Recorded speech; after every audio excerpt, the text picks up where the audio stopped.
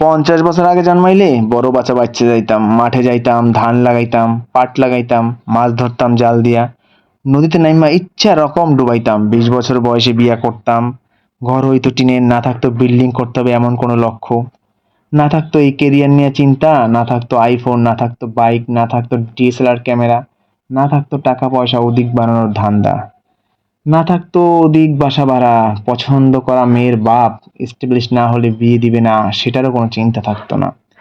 কে viral হলো, current issue কোনটা চলতেছে এইসব নিয়ে ভাবতে হতো না। সন্ধ্যা হলে ঘুমিয়ে পড়তাম, আবার সকাল সকাল ঘুম থেকে উঠতাম।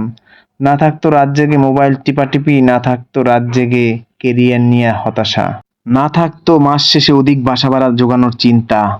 বাবা মাকে ছাড়া একলা থাকুম, দূরে থাকুম, এসবের কোনো প্যারা থাকতো না। খালি কাজ করতাম, খাইতাম, ঘুরতাম আর নামাজ পড়তাম। এই হার্ট অ্যাটাক, হার্টে ব্লক, অফিসের প্যারা, বসের ঝাড়ি, অন্ততপক্ষে টেনশন মুক্ত থাকতে পারতাম। 50 বছর আগে জন্মাইলে বড় বাচ্চা বাচ্চা যাইতাম। ইস, কেন যে 50 বছর আগে জন্মাইলাম না।